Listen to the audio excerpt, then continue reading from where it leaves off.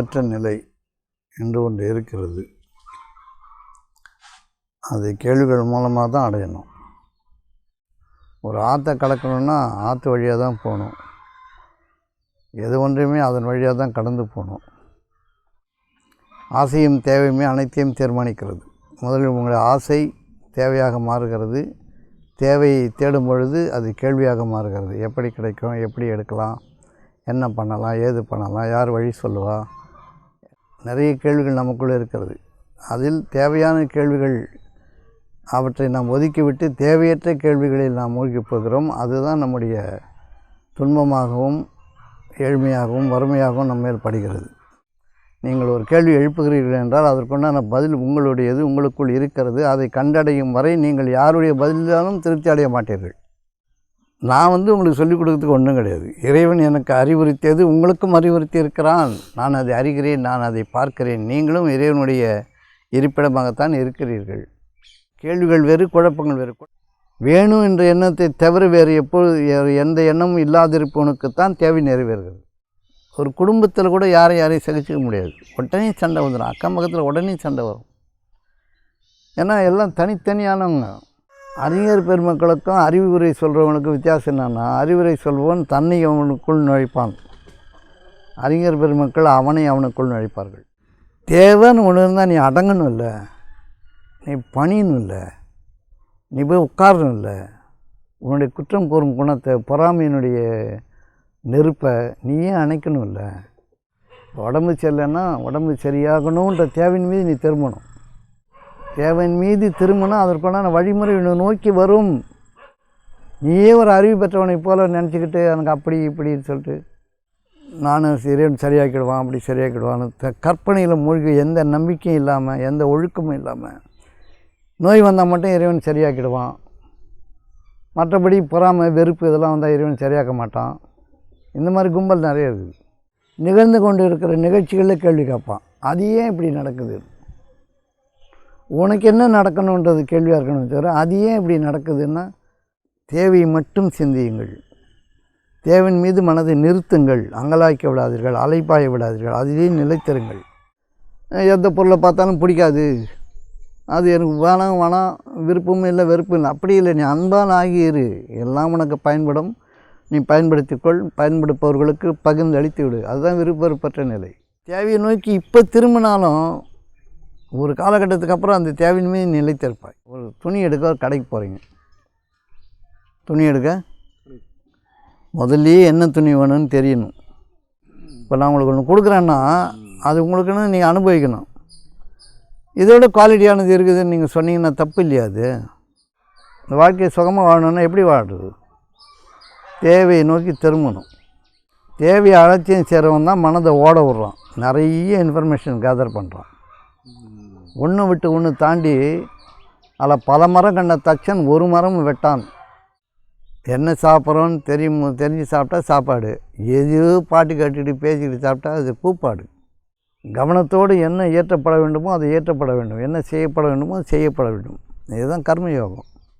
கேள்விகளற்ற நிலைக்கு ஒன்று இருக்குது அப்படின்னு சொல்லியிருக்கோம். கேள்விகளற்ற நிலைக்கு கேள்விகள் வழியாக தான் போக முடியுமா? சும்மா இருக்கணும் அப்படின்னு சொல்கிறாங்க. சும்மா இருக்கிறதே ஒரு செயல் தானே. அப்போது அதில் மனம் இணைஞ்சு தானே சும்மா இருக்க முடியுது. இப்போது முயற்சியும் ஆன்மீகத்துக்கு தடையாக தானே இருக்குது. நற்பண்புகளில் வளர்க்கணுன்றது ஒரு முயற்சியாக இருந்தாலும் மனம்தான் அந்த முயற்சியை செய்துக்கிட்டு இருக்கு. மனம் கடந்த நிலைக்கு மனம் முயற்சி செய்து மனம் கடந்த நிலைக்கு எப்படி போகும்? ஐயா, மனசாட்சியை பற்றி ஒரு சிறு விளக்கம் சொன்னால் நல்லாயிருக்கும். மனசாட்சிக்கும் கல்வி அறிவுக்கும் சம்பந்தம் இருக்கிற மாதிரி தெரில. கல்வியறிவு அற்றவர்களுக்கும் மனசாட்சி இருக்குது, பெருசாக கல்வியறிவு பெற்றவர்களுக்கும் மனசாட்சி இல்லாமல் நடந்துக்கிறாங்க. மதத்துக்கும் மனசாட்சிக்கும் சம்மந்தம் இருக்கானா அதுவும் இல்லை போல தெரியுது. எல்லா மதத்துலேயும் மனசாட்சி இருக்கிறவனும் இருக்கிறான், மனசாட்சி இல்லாதவனும் இருக்கிறான். இந்த அறம் அதெல்லாம் அதை பற்றியெல்லாம் நிறைய கேள்விப்படுறோம். அதில் மனசாட்சி உருவாகுதா? சில நேரத்தில் சில தவறான போதனைகளால் மனசாட்சிங்கிற பேரில் ஒரு குற்ற உணர்வு உருவாக்கிடுறது. அதுவே வந்துடுது இறைவனை விட்டு பயத்தால் விலகிறதோ, இல்லை நாம் ஒரு குற்ற உணர்வால் இறைவனை அணுகாமல் இருக்கிறதோ, இந்த மாதிரி மனசாட்சி வந்துருக்குதே நல்லதும் நடக்குது, கெட்டதும் நடக்குது. அதனால் இதை பற்றி ஒரு கொஞ்சம் தெளிவு கொண்டு சொன்னால் நல்லாயிருக்கும் ஐயா. கேள்விகளற்ற நிலை என்று ஒன்று இருக்கிறது. அது கேள்விகள் மூலமாக தான் அடையணும். கேள்விகள் இல்லாத நிலைக்கு மனம் தயாராகணும்னா கேள்விகளால் முதல்ல நிறையணும். அறியாமையிலேருந்து அறிவுக்கு ஒரு பயணம்.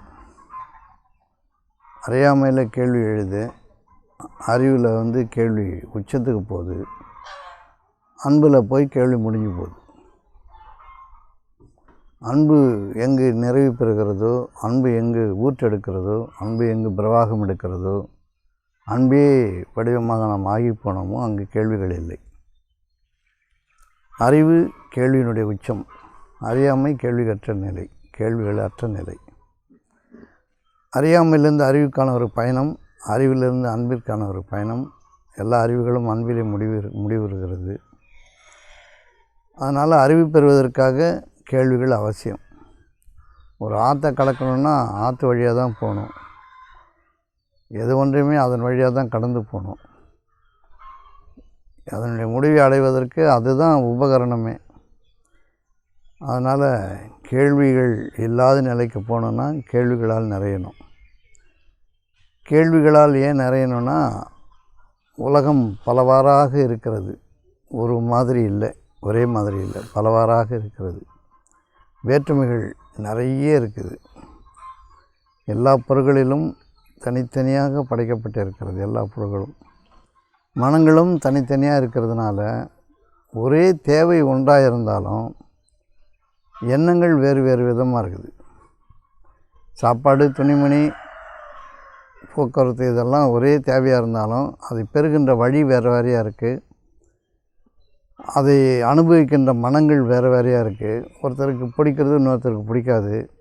இன்னொருத்தருக்கு ரொம்ப விருப்பமாக இருக்குது, ஒருத்தருக்கு வெறுப்பாக இருக்கும்.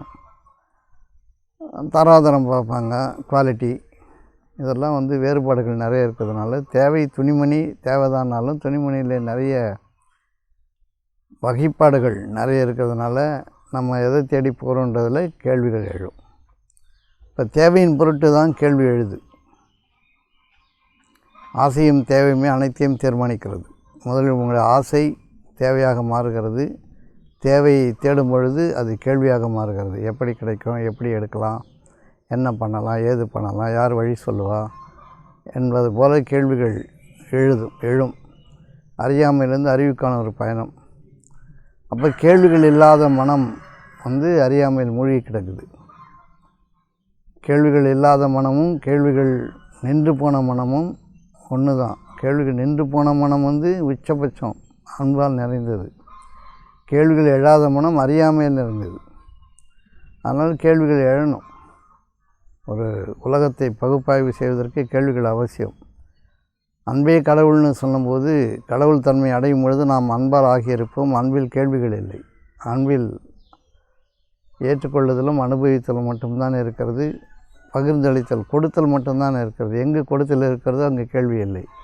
எங்கு தேவை இருக்கிறதோ, எங்கு எடுத்தல் இருக்கிறதோ அங்கு கேள்வி இருக்கிறது. ஆகையால் கேள்விகளால் தான் கேள்விகளற்ற நிலையை அடைய முடியும். ஒவ்வொன்றாக நாம் அனுபவித்து தூக்கி எறிந்த பின்பு அது பிறருக்கான தேவையாக அவர்கள் எடுத்துக்கொள்ளும் பொழுது நமக்கு வலிக்காது. நம்ம அனுபவிக்காது கொடுக்கும் பொழுது நமக்கு வலிக்கும். நம்ம ஏன் கொடுக்கணும், அவங்களுக்கு ஏன் கொடுக்கணும், ஏன் செய்யணுன்ற கேள்விகளாக எழும். நன்கு வாழ்க்கை அனுபவித்தவர்கள், எடுக்க தெரிந்தவர்கள், சம்பாதிக்க தெரிந்தவர்கள், நன்கு அனுபவிப்பவர்கள் அதிலிருந்து விடுதலை அடைந்து விடுகிறார்கள். நன்கு அனுபவிக்காதவர்கள் மட்டும்தான் அதை சேர்த்து வைத்து கொண்டு திண்டாடுகிறார்கள். ஆகவே கேள்விகள் என்பது அடிப்படையில் மனதை பக்குவப்படுத்துவதற்கான ஒரு வழிமுறை. நாம் கேள்விகளால் நிறைய வேண்டும். நிறைய கேள்விகள் நமக்குள்ளே இருக்கிறது. அதில் தேவையான கேள்விகள் அவற்றை நாம் ஒதுக்கிவிட்டு தேவையற்ற கேள்விகளில் நாம் மூழ்கிப் போகிறோம். அதுதான் நம்முடைய துன்பமாகவும் ஏழ்மையாகவும் வறுமையாகவும் நம்ம மேல் படுகிறது. தேவையற்ற கேள்விகள் நிறைய இருக்குது. சாதாரணமான தேவைகளில் நமக்கு வேண்டியவற்றில் கேள்விகள் எழும்போது அது நம்மை நோக்கி வருவதற்கான வழியை நாம் அமைக்கிறோம். நம்முடைய தேவைகளை நோக்கி கேள்விகள் எழுப்புகிறோம். கேள்விகளை எழுப்பும் பொழுதே நம்முடைய தேடுதல் தொடங்கி விடுகிறது. தேடுதல் தொடங்கும் பொழுதே எதை தேடுகிறோமோ அது நம்மை நோக்கி வர ஆரம்பித்து விடுகிறது. இதுதான் பிரபஞ்சத்தில் நம்முடைய வரம். ஒன்றின் மீது தேவை ஏற்படுகிறது. அந்த தேவையை நோக்கி எவ்வாறு கிடைக்கும் என்று நாம் கேள்விகளை எழுப்புகிறோம். எப்படி அடைவது என்ற கேள்விகளை எழுப்புகிறோம்.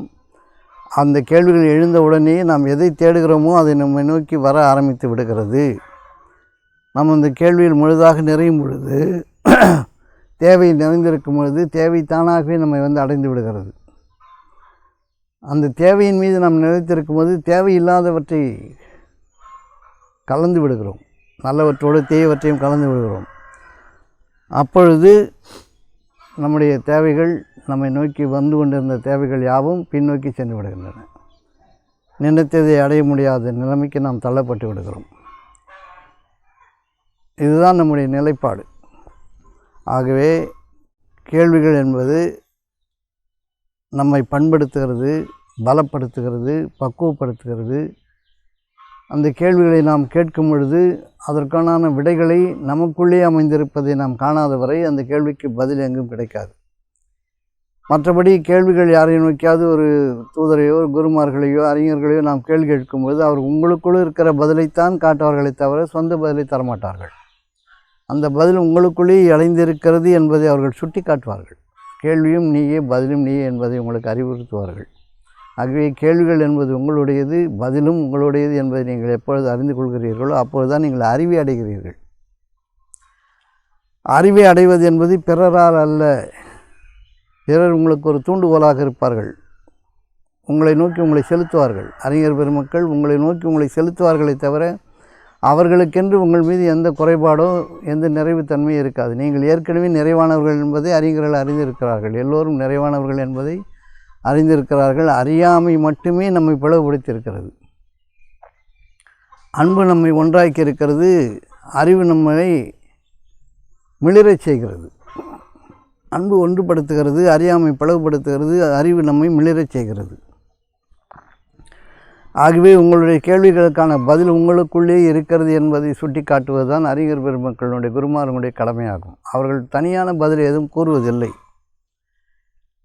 உங்களுடைய கேள்விக்கான பதில் உங்களுடையதாகவே இருந்தால்தான் நீங்கள் திருப்தி அடைவீர்கள். அது வேறொருடைய பதிலாக இருந்தால் உங்களால் திருப்தி அடைய முடியாது என்பது இயற்கையினுடைய ரகசியம். நீங்கள் கேட்கின்ற கேள்விக்கு பதில் உங்களுடையதாகவே இருந்துவிட வேண்டும். நீங்கள் ஏற்றுக்கொள்ளாத வரை இது உங்களுடைய பதில் இல்லை. உங்களுக்குள்ளே இருக்கின்ற பதிலை நீங்கள் கண்டடையாத வரை எந்த பதிலையும் நீங்கள் ஏற்றுக்கொள்ள மாட்டீர்கள். இதுதான் பாகுபாடு. இதை நாம் புரிந்து கொள்ள வேண்டும். இது பகுப்பாய்வு. நீங்கள் ஒரு கேள்வி எழுப்புகிறீர்கள் என்றால் அதற்குண்டான பதில் உங்களுடையது, உங்களுக்குள் இருக்கிறது. அதை கண்டடையும் வரை நீங்கள் யாருடைய பதிலாலும் திருப்தி அடைய மாட்டீர்கள். இதுதான் யூனிக், இதுதான் தனித்தன்மை, இதுதான் இறைவனுடைய படைப்பினுடைய மிக பெரும் பாக்கியம். நாம் பாக்கியவான்கள் என்பதற்கான அறிகுறி நம்முடைய கேள்வி நமக்குள் இருக்கின்ற பதிலை கண்டடைகின்ற வரை நிறைவு பெறாது. ஆகவே குருமார்கள், அறிஞர் பெருமக்கள், ஆச்சாரிய பெருமக்கள் என்ன சொல்கிறார்கள் என்றால், உங்களுக்குண்டான கேள்விக்குண்டான பதிலை உங்களுக்குள் இருப்பதை சுட்டி காட்டுகிறார்கள். உங்களுக்குள்ளே தள்ளுகிறார்கள். நீங்கள் உங்களை அடைந்து விடுகிறீர்கள். நீங்கள் ஏற்கனவே உங்களை அடைந்திருக்கிறீர்கள். சற்று வெளியில் வந்திருக்கிறீர்கள். மீண்டும் நீங்கள் உள்ளே சென்றவுடன் உங்கள் பதிலை நீங்கள் கண்டுவிடுகிறீர்கள். ஆகவே உங்களுடைய வாழ்க்கை உங்கள் கையில் என்று நீங்கள் அறிந்து கொள்வது சாலச் சிறந்தது. உங்களுடைய வாழ்க்கை உங்களுடைய கையில். அப்பொழுது உங்களுடைய கேள்விக்கான பதிலை நீங்கள் கண்டு அடைந்து விட்டால், உங்களை நீங்கள் அறிந்து விட்டால், எந்த கேள்விக்கும் இங்கே இடமில்லை. நீங்கள் கேள்விகளற்ற நிலையில் அன்பால் நிறைந்து போவீர்கள். அன்பால் நிறைந்தவர்களுக்கு எந்த கேள்வியும் வெளியில் இல்லை. தேவைகளை நோக்கி எந்த ஆர்ப்பரிப்பும் இல்லை, ஆர்ப்பாட்டம் இல்லை. இருப்பதை கொண்டு சுகப்படுவார்கள். ஆகவே கேள்விகள் எழ வேண்டும். கேள்விகளுக்கு பதில் தெரியாத பொழுது அறிஞர் பெருமக்களிடம், ஞான மக்களிடம் சென்று நீங்கள் பணிவிடை செய்து உங்கள் கேள்விகளால் அவர்களை அணுக வேண்டும். அவர்கள் உங்களுக்குண்டான பதிலை உங்களுக்குள் இருப்பதை சுட்டி காட்டுவார்கள். இதுதான் நியாயமான ஒரு வழிமுறை. சொல்லிக் கொடுப்பவர்கள் என்று யாரும் இல்லை, சுட்டி காட்டுபவர்கள் என்று தான் இருக்கிறார்கள். நான் சொல்லிக் கொடுப்பவன் இல்லை, சுட்டி காட்டுபவன். ஆகவே உங்களுக்குள் உங்களை தள்ளுவது என்னுடைய பிரதான வேலையாக இருக்கிறது. எனக்குள் நான் இருந்தால் வழி உங்களுக்குள் உங்களை தள்ள முடியாது. ஆகவே உங்களுக்குண்டான கேள்விக்கான பதில் என்னிடம் இல்லை. அது ஒவ்வொரு மனிதருக்கும் அவரே கேள்வியாக இருக்கிறார், அவரே பதிலாக இருக்கிறார். ஆகவே இறைவனுடைய வாசஸ்தலமாக அவரே இருக்கிறார். இதுதான் பெரும் பாக்கியம். இதுதான் இறைவனுடைய தனித்தன்மை. அப்போ கேள்விகளை சிந்தித்து உணர்ந்துகின்ற தன்மை ஒவ்வொரு மனிதனுக்கும் உரிய வரமாக இறைவன் அமைத்திருக்கிறான். ஒவ்வொரு தேவையும் ஒவ்வொரு ஞானத்தையும் அவனாகவே சிந்திக்க வேண்டும் என்று இறைவன் வகுத்திருக்கிறான். இப்போ ஒரு கல்வி இருக்குது, ஒரு என்ஜினியரிங் இருக்குன்னா உங்களுக்கு வந்து சொல்லிக் கொடுக்குறோம். சொல்லிக் கொடுக்காத பொழுது நீங்கள் முழுதாக அதை பற்றி அறியாத வரை, உங்களுக்குள் அது நுழையாத வரை, உங்கள் உள்ளம் அதை புரிந்து கொள்ளாத வரை நீங்கள் அதில் தேர்ச்சி பெற்றவர்கள் இல்லை. வெளியில் அறிவு இருக்கிறது, அது உங்களுடைய அறிவாக மாறாத வரை அது அறிவு இல்லை.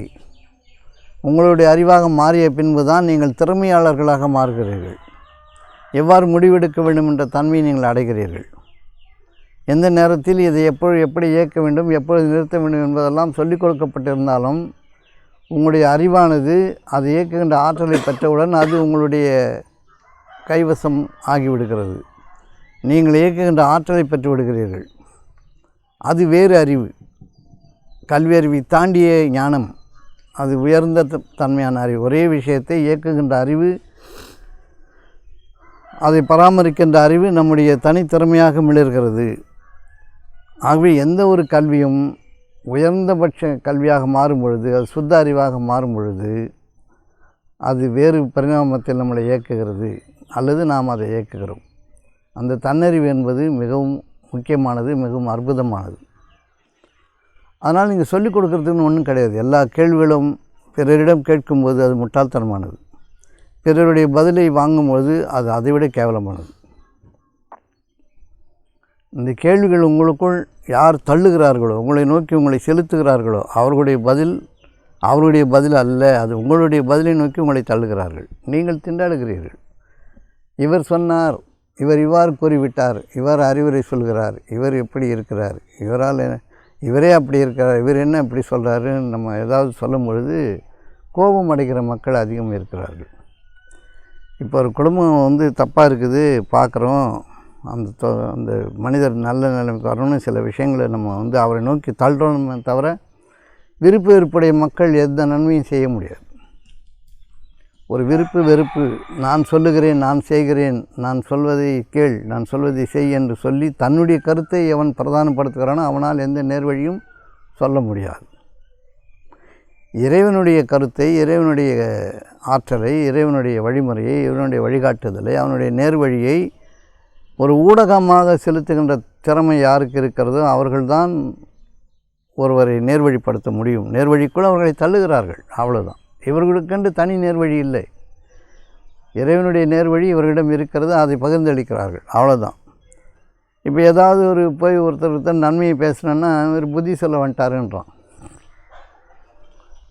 கோபப்படுறான், ஆத்திரம் வருது. தப்பாக இருக்குதுங்க, பார்த்து செய்யுங்க, சொல்லிக் கொடுங்க அப்படின்னு சொன்னோம்னா, இப்படி செய்யுங்க அப்படி செய்யுங்கன்னு ஏதாவது ஒரு சொன்னோம்னா விருப்பு வெறுப்புடைய மக்கள் கோபமடைகிறார்கள். ஆகவே அதை தாண்டிய வழிமுறையுடைய மக்களுக்கு யார் வந்து கேட்குறாங்களோ அவங்களுக்கு தான் வந்து நேர்வழின்னு வேதம் சொல்லுது. யார் உங்களை வந்து அணுகி கேட்கிறார்கள் அவர்களுக்கு மட்டும்தான் நீ என்னை பற்றி சொல்லணும். அடிபணிந்து கேட்கின்ற மக்களுக்குத்தான் உபதேசம். தான் தோன்றியாக இருப்பவர்களுக்கு, தன் எண்ணத்தில் மிதப்பவர்களுக்கெல்லாம் உபதேசம் இல்லை, அது மண்டையில் ஏறாது. அவங்களுக்கு வந்து கட்டுப்படுத்துறது ரொம்ப கடினமான ஒன்று. ஆகவே உலக மக்களுக்கான நன்மையை நாம் கொண்டிருக்கும் பொழுது அதை நமக்கே உரியதாக மட்டும் வைத்திருக்காமல் அதை பரவ விட வேண்டும், அதை பகிர்ந்து அளிக்க வேண்டும். உண்மை அது பணமோ காசோ உலர் பலமோ நற்பெயர்களோ அல்லது இறைவனுடைய அத்தாட்சிகளோ எதை ஒன்றுமே நீங்கள் பொதுவாக வைத்து உலகத்திற்கான நன்மையாக நீங்கள் ஆக்காதவரை நீங்கள் அறிஞர்களும் இல்லை, குருமார்களும் இல்லை. சொந்த தேவை இருப்பவன் எவனும் இதை செய்ய முடியாது. அப்போது அறியாத மக்கள், அறியாமல் இருக்கிற மக்கள் உங்களை நோக்கி வரும் பொழுது அவர்களை அரவணைத்து அவர்களுக்கு எல்லா வசதிகளும் செய்து அவருடைய அடிப்படை தேவைகளை பூர்த்தி செய்து பின்பு தான் அவர்களுக்கு அறிவுரை வழங்க வேண்டும். எடுத்தவொடனே அறிவுரை கொடுத்தீங்கன்னா கடுப்பாயிருவான். அப்போ அந்த மாதிரி இருக்கிற ஆற்றல் யாருக்கு இருக்கும்? இறைவனை சிந்தித்து இறைவன் போதுமானவன் என்று யார் இருக்கிறார்களோ அவர்களுக்கு தான் அந்த ஆற்றல் இருக்கும். அந்த இறைவனை போதுமானவன் என்பவர்கள் சொந்த அறிவை தன்னுடைய இஷ்டத்துக்கு சொல்ல மாட்டாங்க.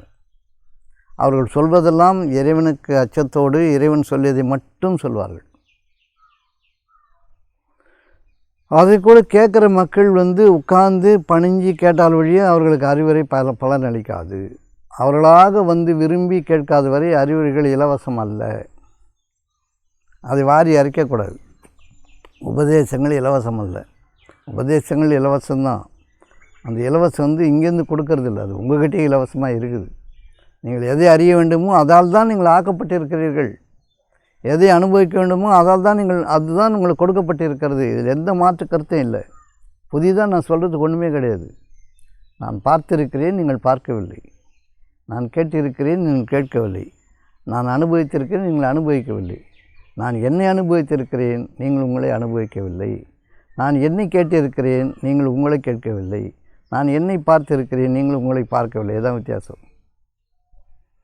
இப்போ உங்களை எவ்வாறு பார்ப்பது, எவ்வாறு நீங்கள் உங்களை அனுபவிப்பது என்பதை உங்களுக்கு சுட்டி காட்டுவது என்னுடைய வேலை. அறிந்தவர்கள் என்னுடைய வேலை என்பது யார் இதை செய்கிறார்களோ, யார் தன்னை அறிந்திருக்கிறார்களோ அவருடைய வேலை இது. இது என்னுடைய அறிவு, நான் காட்டிய பாதை என்றெல்லாம் பெருமை கொள்வதற்கு இங்கு ஏதுமில்லை. இதை வெளியரங்கமாக சொல்லக்கூடிய தைரியம் இருக்கணும். இல்லைன்னா ஒரு கூட்டத்தை கூட்டிக்கிட்டு கூட்டத்தினால் பலன் பெறுவதற்காக நான் ஏதோ ஒரு பெரிய விஷயங்களை அதிசயங்களை செய்கிறேன், அவ்வாறு செய்கிறேன், இவ்வாறு செய்கிறேன் எல்லாம் கூட்டம் அப்படி இருக்கிறதுனால தான் இங்கெல்லாம் கூட்டம் அவ்வளோ கிடையாது. நான் உங்களுக்கு சொல்லிக் கொடுக்கறதுக்கு ஒன்றும் கிடையாது. இறைவன் எனக்கு அறிவுறுத்தியது உங்களுக்கும் அறிவுறுத்தி இருக்கிறான். நான் அதை அறிகிறேன், நான் அதை பார்க்கிறேன். நீங்களும் இறைவனுடைய இருப்பிடமாகத்தான் இருக்கிறீர்கள். நீங்கள் அறியாது இருக்கிறீர்கள். எனக்கு இறைவன் தெளிவுபடுத்தியிருக்கிறான். அவ்வளோதான் வித்தியாசம். இப்போ கேள்விகள் என்பது உங்கள் உள்ளத்திற்குள் எழும்போதெல்லாம் நீங்கள் முன்னேற்ற பாதையில் செல்லுகிறீர்கள். குழப்பங்களில் சிக்கி தவிப்பதல்ல. கேள்விகள் வேறு, குழப்பங்கள் வேறு. குழப்பங்கள் என்பது இருப்பதை வைத்து கொண்டு புறம்பேசி கொண்டு திமிரெடுத்து ஆடிக்கொண்டு நான் சரி என்று கூவிக்கொண்டு ஒருவரையும் தன்னுடைய அடிமையாக ஆக்குவதற்கு முயற்சி செய்து கொண்டிருப்பவன் குழப்பவாதி. ஒரு குடும்பமோ குட்டியோ குழந்தைகளோ யாரையுமே ஒரு நேர்வழி செலுத்த தகுதி இல்லாதவன் குழப்பவாதி.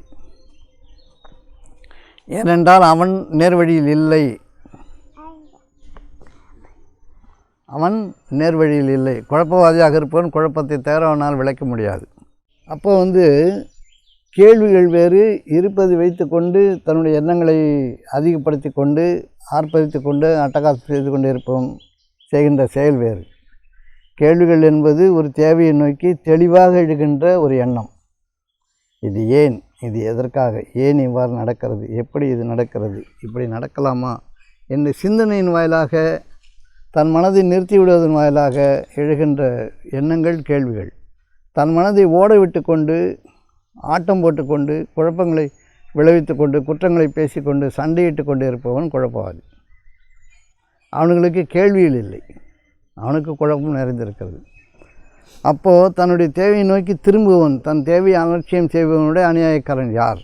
இதுதான் வேதத்தினுடைய கேள்வி, இறைவனுடைய கேள்வி. தன் தேவையை அலட்சியம் செய்பவனுடைய அநியாயக்காரன் யார்?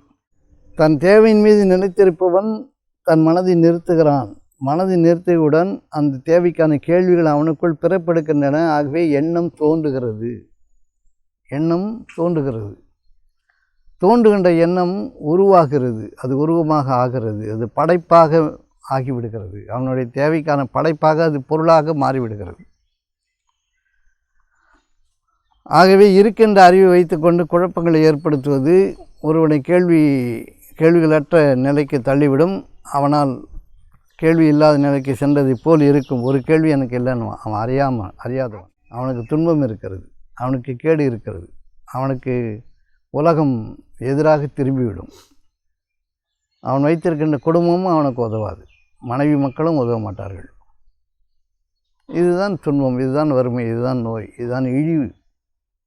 ஆகவே தன் தேவையை அலட்சியம் செய்பவனை விட அநியாயக்காரன் யார்? தேவை இருக்குதுன்னு தெரியுதில்லை, தேவை நோக்கி திரும்பணும் இல்லை. அந்த தேவையின் மீது நிலைத்திருக்கும் போது மனம் நின்றுடும் இல்லை. வேணும் என்ற எண்ணத்தை தவிர வேறு எந்த எண்ணமும் இல்லாதிருப்பவனுக்குத்தான் தேவை நிறைவேறுகிறது. வேண்டும் என்ற எண்ணம் இருக்கும் பொழுது, வேறு யோசனை இல்லாத பொழுது, அந்த தேவையின் மீது அவன் நிலைத்திருக்கும் பொழுது, அந்த தேவை அவனை நோக்கி திரும்பி ஓடோடி வருகிறது. இறைவன் அவனுக்கு அதை அனுப்பி வைக்கிறான், அதை அவன் பெற்றுக்கொள்கிறான். இதை அலட்சியம் செய்பவன் தான் குழப்பம் செய்கிறான். அறிந்து வைத்துக்கிட்டு அறிவை வைத்து கொண்டு ஆட்டம் போடுகிறான். நான் பெரியவன் என்கிறான். நீ யார் சொல்வது என்று கேட்கிறான். நான் சொல்வது செய் என்று சொல்கிறான். அல்லது மறுதளிக்கிறான். அது அவ்வாறு இல்லை இவ்வாறு இல்லை என்று மறுதளிக்கிறான். கீழ்ப்படிதல் என்பது அவனிடம் இல்லை, ஏற்றுக்கொள்ளுதல் என்பது அவனிடம் இல்லை, பணிதல் என்பது அவனிடம் இல்லை. அவன் பதறுகிறான், கதறுகிறான், குழம்புகிறான், என்ன வேணாலும் செய்வான். இத்தகைய மனிதர்களோடு வாழ்கின்றது ஒரு பெரும் நரகமாக இருக்கிறது. ஆகவே இந்த மக்களுக்கான நன்மையை நாம் செய்ய முயலும் பொழுது, நாம் நம்மை அறிந்தவர்களாக இல்லாத பொழுது நாமும் குழப்பத்தில் ஆகிவிடுவோம். பிறருடைய கேடுகளை பொறுத்து கொள்கின்ற ஆற்றல் பெரும் துன்பமானது.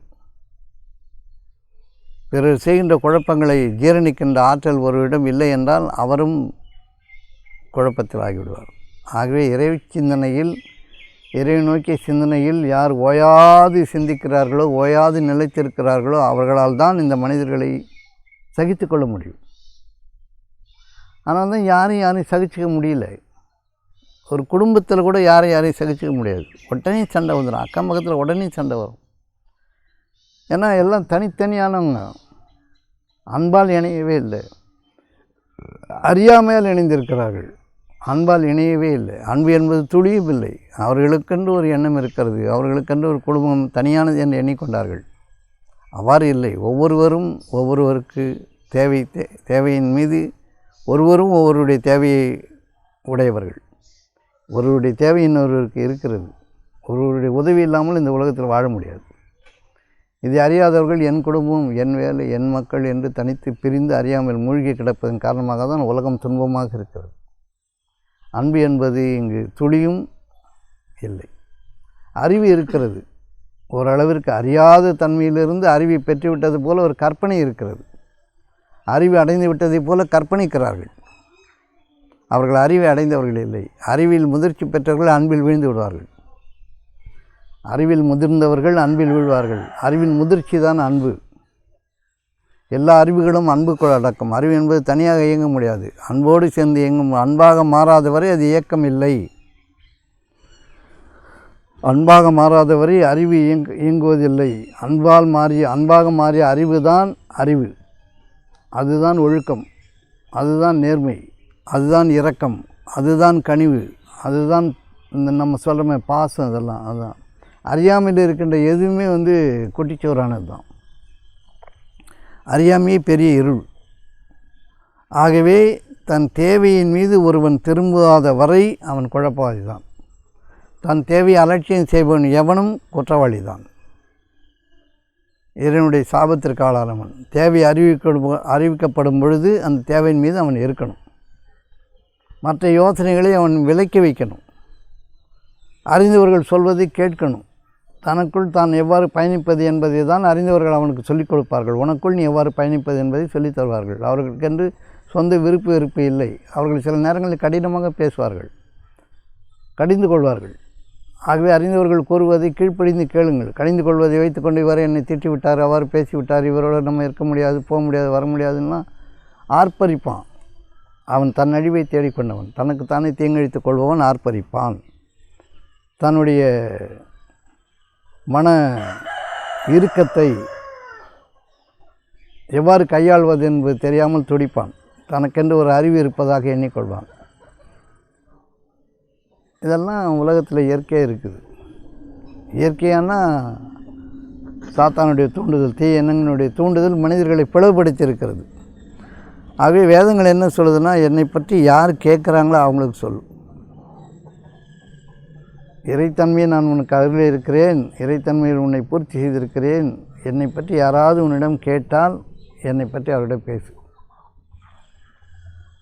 இந்த கேட்காதவரை, பணிந்து கேட்காதவரை அவர்களுக்கும் உபதேசம் இல்லை,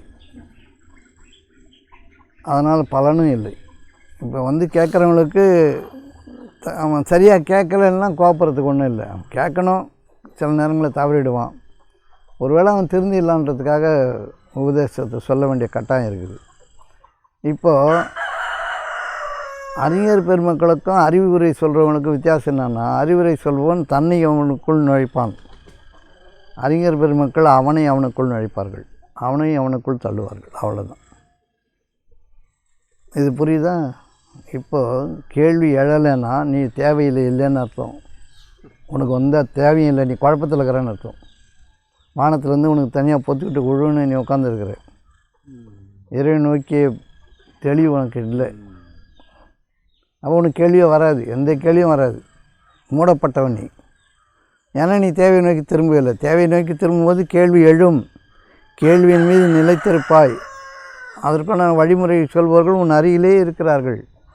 அவர்கள் உங்களுக்குள் தள்ளுவார்கள். உன் தேவை நீ எவ்வாறு அடைந்திருக்கிறாய், ஏற்கனவே அந்த தேவை நீ அடைந்திருக்கிறாய் என்பதை காட்டுவார்கள். அதுதான் அங்கே முக்கியம். புதிதாக தேடுவதற்கு இங்கு ஒன்றுமில்லை. ஏற்கனவே அந்த தேவை நாம் அடைந்திருக்கிறோம். உலகப் பொருள்களும் அவ்வாறு தான், உள்ளப் பொருள்களும், உள்ளத்தினுடைய பொருள்களும் அவ்வாறு தான், உள்ளத்தின் அமைதியும் அவ்வாறு தான். ஏற்கனவே நீ அடைந்திருக்கிறாய். Already it has been attained by you. புதிதாக பெறுவதற்கு இங்கு ஒன்றுமில்லை. முற்றிலும் முழுதுமாக பூரணமாக்கப்பட்ட நிலையில் தான் நாம் வந்திருக்கிறோம். இது கண்டுக்கிறது தான் தன்னை அறிதல். இது கண்டுக்கிட்டனால தான் அமைதியாக இருக்க முடியும். இல்லாதவன் வந்து ஆர்ப்பாட்டத்தில் இருப்பான்.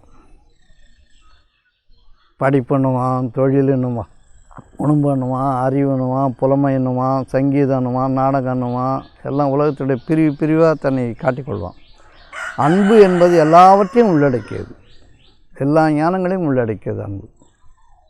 இந்த அன்பு கைவர பெற்றவர்களுக்காகத்தான் உலகம் இயங்குகிறது. மற்ற மனிதர்கள் மன்னிக்கப்படுகிறார்கள். கேள்வி எழணுமா வேணாமா? ஒவ்வொன்றை பற்றியும் கேள்வி எழணும். கேள்வியே இல்லைன்னு சொல்கிறவன் வந்து தன்னை சிந்திக்காதவன், இருப்பதை வைத்து கொண்டு ஆர்ப்பரிப்பவன் என்று பொருள்.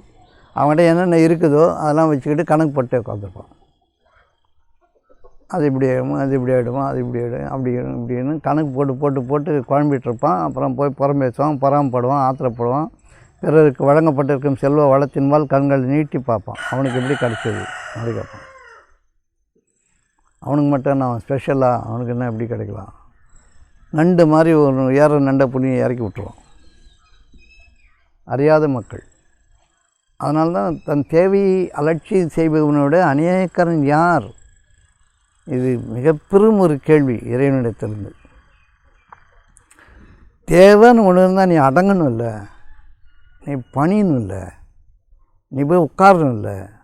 உன்னுடைய குற்றம் கூறும் குணத்தை, பொறாமையினுடைய நெருப்பை நீயே அணைக்கணும் இல்லை. உன்னுடைய அகங்காரத்தை நீ ஒடுக்கணும் இல்லை. உனக்கு தான் தேவை இருக்குது, உனக்கு என்ன திமிருன்றணும். தேவை இருக்கும்போது உனக்கு என்ன கொழுப்பு, திமிரு? எப்படி இப்போ எகத்தாளமாக பேசுகிற? அறிந்தவனைப் போல பேசுகிறாயே எவ்வாறு? எல்லாம் தெரிந்தவனைப் போல உளறுகிறாயே எவ்வாறு? தேவை நிறைவேறப்பெறாதவனே, தேவையின் மீது அடங்கு, தேவையின் மீது திரும்பு, தேவையின் மீது இறைவனிடம் செல், கேள். கேட்பவன் எவனும் பெற்றுக்கொள்கிறான். கேளுங்கள், அப்பொழுது உங்களுக்கு தரப்படும். கேட்கவே மாட்டோம். இருக்கிறத வச்சுக்கிட்டு அறிவு பெற்றவனைப் போல ஒரு அங்கலாய்ப்பு, ஒரு அதிகாரம், ஒரு பெருமை, அதில் விளைகின்ற பொறாமை. பெருமையில் தான் பொறாமை விளையும். இவர்களெல்லாம் சபிக்கப்பட்ட மக்களாக தங்களை வெளிக்காட்டிக் கொள்கிறார்கள். இறைவன் எல்லோர் மீதும் அன்பாக இருக்கிறான். அவன் யாருக்கும் எந்த தடையும் ஏற்படுத்துவதில்லை. இறைவனுடைய அருட்கொடை தடுக்கப்பட்டவர்கள் எவரும் இல்லை. எல்லோருக்கும் அவனுடைய அருட்கொடை திறந்து வைக்கப்பட்டு இருக்கிறது. இங்கே நீ கேட்க மாட்டேங்கிறது. உன்னுடைய தேவையின் மீது நீ திரும்பலை, அவ்வளோதான். நீ செய்கிற பாவம் மிகப்பெரிய பாவம். உன் தேவையின் மீது நீ திரும்பலை. உடம்பு சரியில்லைன்னா உடம்பு சரியாகணுன்ற தேவையின் மீது நீ திரும்பணும். தேவையின் மீது திரும்பினா அதற்குண்டான வழிமுறை உன்னை நோக்கி வரும். நீயே ஒரு அறிவு பெற்றவனை போல நினச்சிக்கிட்டு எனக்கு அப்படி இப்படின்னு சொல்லிட்டு நானும் இறைவன் சரியாக்கிடுவான் அப்படி சரியாக்கிடுவான்னு கற்பனையில் மூழ்கி எந்த நம்பிக்கையும் இல்லாமல் எந்த ஒழுக்கமும் இல்லாமல் நோய் வந்தால் மட்டும் இறைவன் சரியாக்கிடுவான், மற்றபடி பொறாமை வெறுப்பு இதெல்லாம் வந்தால் இறைவன் சரியாக்க மாட்டான். இந்த மாதிரி கும்பல் நிறைய இருக்குது. நோய் வந்துடுச்சுன்னா அது கடவுளே சரி பண்ணுவார், மற்றதெல்லாம் கடவுள் சரி பண்ண வேண்டியதானே. அதுதான் உங்களுக்கு தகுதி இல்லையே. அப்படி மட்டும் மக்களை நான் பார்த்துருக்குறேன், என் கூட இருக்கிறாங்க. அது எனக்கு குற்றம் வேறு சொன்னாங்க. நீ இந்த மருத்துவம் பார்த்தீங்கன்னா உங்களால் தான் அப்படி ஆயிடுச்சு அப்படின்வாங்க. அவங்களுக்கு இந்த மாதிரி வழிமுறைகள் போதிக்கப்பட்டிருக்கு. தன் தேவையின் மீது தெளிவாக இருப்பவனுக்கு வழிகள் வீடு தேடி வரும். அவன் காலடிக்கு வரும் வழிமுறைகள் அவனை தேடி வரும். காற்று உன் கால்களில் விழுவதைப் போல இறைவனுடைய வழிமுறைகளும் உன்னை தேடி வரும். நீ அதை ஏற்றுக்கொள்வதில் இருக்கிறது உன்னுடைய விடிவு. அது உனக்குண்டான தீர்வு உன்னை நோக்கி வரும்பொழுது அதையும் நீ நிராகரித்து விடுகிறாய். அப்போ தீர்வு சொல்ல முடியாது. ஆகவே எவன் பணிந்து கேட்கிறானோ அவனை தவிர உபதேசம் யாருக்கும் கிடையாது. வெற்றி அறிவு வைத்துக்கொண்டு எதுவும் வேலை செய்ய முடியாது. பணிந்தவனுக்குத்தான் உபதேசம், பணிந்தவனுக்குத்தான் பலன். உன் வாழ்க்கை உன் கையில், பயந்தவனுக்கு வாழ்க்கை. இறையச்சம் எவனிடம் இருக்கிறதோ அவனுக்கு வாழ்க்கை அங்கேயே இருக்கிறது. உள்ளச்சம் உள்ளதில் அச்சம் எவனுக்கு இருக்கிறதோ அவனுக்கு வாழ்க்கை அங்கேயே இருக்கிறது. இதெல்லாம் பயிற்றுவிப்பது என்பது கடினமான ஒன்றாகத்தான் இருக்கிறது அறியாத மக்களுக்கு. ஆகவே பணிந்தவர்கள் வந்து கேட்கும் பொழுது அவரை நாம் நிராகரித்து விடக்கூடாது. அவர்கள் மேலும் சென்று சொல்ல வேண்டும், அவர்களுக்கு சொல்லிக் கொடுக்க வேண்டும். சொல்லிக் கொடுப்பது என்பது அவர்களை காட்டிக் கொடுப்பது, அவ்வளோதான். இப்போ இந்த விஷயம் உங்களுக்கு புரியுதா என்னென்னு? கேள்விகளிலிருந்து தான் கேள்வியற்ற நிலைக்கு போகணும். கேள்வி என்பது உன் தேவையிலிருந்து எழணும். தேவையின் மீது திரும்பாத வரைக்கும் நீ கேட்குற கேள்வியெல்லாம் பொய்யானது. நீ குழப்பத்தை ஏற்படுவதற்காக நிகழ்ந்து கொண்டு இருக்கிற நிகழ்ச்சிகளில் கேள்வி கேட்பான். அது ஏன் இப்படி நடக்குது, உனக்கு என்ன நடக்கணுன்றது கேள்வியாக இருக்கணும் தவிர அது ஏன் இப்படி நடக்குதுன்னா, மழை ஏன் இப்படி பெய்யுதுன்னா மழை உனக்கு தேவையான்னு, வெயில் ஏன் இப்படி அடிக்குதுன்னா அதுக்கெல்லாம் பதில் இல்லாத கேள்வி. வெயில் ஏன் தான் அப்படி அடிக்குது யாருக்கு தெரியும்? பதில் இல்லாத கேள்விகளை அறிவுபூர்வமாக கேட்டு தெரியும். சொல்கிறான்ல, என் முன்னாடி ஏன் இப்படி கத்துறான்னு தெரியலன்னு. கத்துற மாதிரி நடந்துருப்பா கத்துறான், என்னை மதிக்கிறதே இல்லைன்னா. எந்த கேள்வியும் கேட்குற கேள்வியெல்லாம் பாருங்கள் பைத்தியம் போல கேட்பான். இப்படி கேள்விகளுக்கு பதில் இல்லை. தன் தேவையின் மீது திரும்பவனுக்கு கேட்கின்ற கேள்விதான் கேள்வி. அந்த கேள்வி அவனுடைய பாதையை செம்மைப்படுத்துகிறது, அழகுபடுத்துகிறது, தேவையை விரிவாக்குகிறது, தேவையை கொண்டு வந்து தருகிறது. எதை தேடுகிறாயோ அது உன்னை தேடுகிறது. நீ தேடுறதே இல்லை, அதனால் அது உன்னை தேடுறது கிடையாது. ஆகிய விரும்புவது இருக்கிறது, கேட்டது கிடைக்கும். நீ விரும்பியதெல்லாம் கிடைத்து விடுமா என்பதற்கு எந்த வேத ஆதாரமும் இல்லை. விரும்புவது இருக்கிறது, கேட்டது கிடைக்கும். நீ கேளு, கேள்வி எழுப்பு. நான் எந்த நிலையில் இருக்கிறேன் என்பதை நீ அறிந்து கொள். சாதாரணமாக எவ்வளோ உபதேசம், எவ்வளோ நல்ல வழிகள் சொன்னாலும் மனிதர்கள் என்ன பண்ணாங்கன்னா, சந்தர்ப்பம் சைத்தானோடு சேரும் பொழுது அவனுடைய கூட்டாளியாக மாறிடுறான். அப்படியே எகத்தாளம் பண்ணுறான், சிரிக்கிறான், பேசுகிறான். அந்த அடிப்படை அறிவு ஊட்டப்பட்ட பின்பும் மனிதர்கள் இவ்வாறு தான் இருக்கிறார்கள்.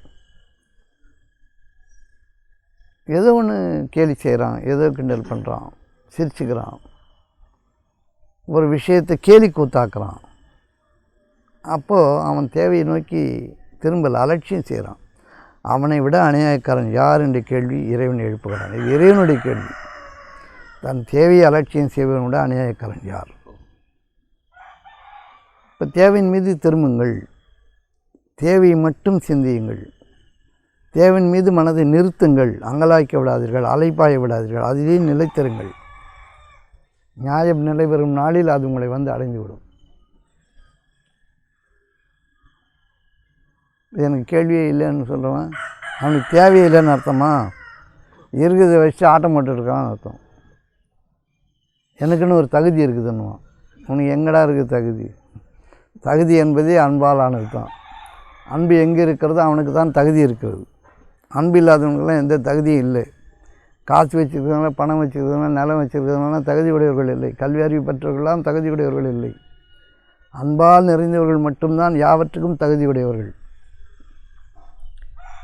ஆகவே அறியாமை அறிவை நோக்கி பயணிக்க வேண்டும். அறிவு அன்பை நோக்கி வீழ்ந்து விட வேண்டும். அறிவு முதிர்ந்த அன்பில் கரைந்து விட வேண்டும். மழை மேலேருந்து வர வரைக்கும் மழை, கடலை அடையும் வரை அது மழை தான். கடலை அடைஞ்சிட்டா அது கடல் தான். அது மழை என்ற அடையாளத்தை இழந்து விடுவது.